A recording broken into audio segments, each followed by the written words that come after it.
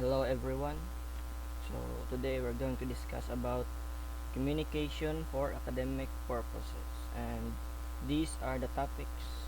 So first is the arriving at our research paper, and then the paragraph, and then the academic writing style, and the parts of it, which is the formality, impersonality, structure, and hedging. So first, let's move on to the arriving at the research paper. So this is the quantitative or qualitative research. So in the quantitative research, so it's more on the numerical data, and then for the qualitative research, it's more on the quality. And the the first part of this research paper is the literature review. So literature review, this is an overview of the previously published works on a specific topic. So this requires a lot of citations. And then the next is the methodology. So this is where you get to discuss your methods, whether the method you use is observational, experimental, simulation, or derived. And then we have the findings, analysis, and recommendations. So in the analysis, you get to cross reference, and you're going to use other sources and references or authors that support your findings. And next is, let's move on to the paragraph. So a paragraph has unity, coherence, brevity, and emphasis. So in unity, there has to be unity of ideas, and there has to be cohesion.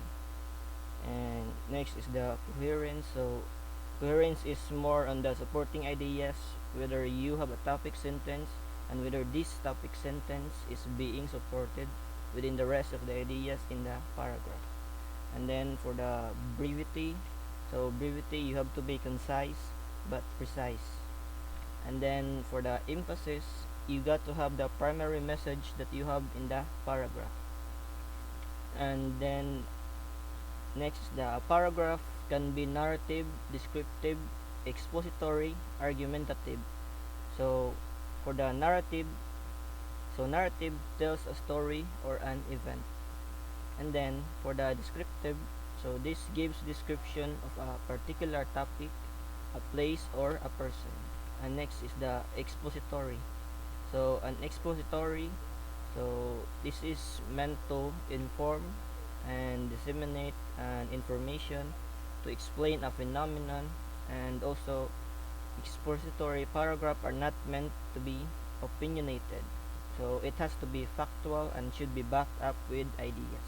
So next is the argumentative. So argumentative, this is where you have a stand and you defend that stand. So whether you are pro or anti, or you want to propose something. So that's it for the paragraph, and now let's move on to the academic writing style. So formality. So the first is, don't use contractions. So example are aren't, so isn't, wouldn't. So do not use this in your academic writing style. So next is, don't use colloquial language or slang. So for example, instead of saying kid, so you should say child, and instead of saying my old man, you just say my father. And next is, generally avoid phrasal verbs. So phrasal verbs, these are composed of two or more words. For example, get off, throw away. So instead you use their one word counterpart. For example, you don't say look into, but you just say investigate, something like that. So and avoid overuse of brackets. Don't use exclamation marks or dashes, and avoid direct questions, and do not use etc.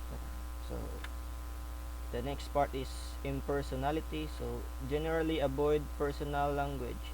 So what are personal language? So personal language, this uses personal pronouns such as I, you, us, we, and you should avoid it because it sounds very very personal. So avoid being too dogmatic. So dogmatic, don't preach and do not sound accusing. and then avoid sexist language and avoid he or she, herself or himself, etc. And the next one is the structure. So make sure you write in complete sentences. So when you write complete sentences, so always have a subject and a predicate to make it complete. And then use connecting words and phrases to make your writing explicit and easy to follow. So again, coherence and cohesion. And the next one is check your grammar and spelling carefully. So again, please practice proofreading every time you are about to submit a paper. So check your grammar and spelling carefully.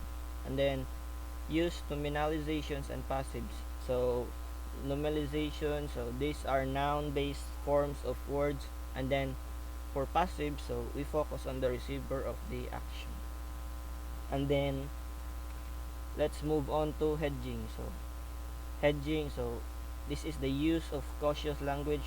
So we have to really provide safety nets for what we are claiming, because sometimes if we are too sure about it, then there could be some sort of problem. So especially if we are not really sure about it. So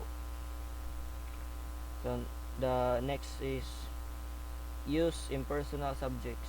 So for example, so instead of saying I believe that this research is correct, so then you just say it is believed that this research is valid. So it so it in the sentence is the impersonal subject in that matter.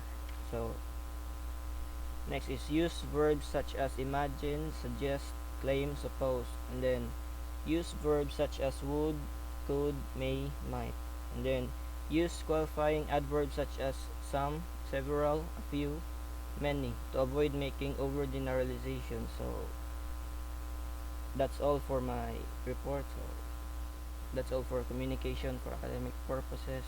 Thank you.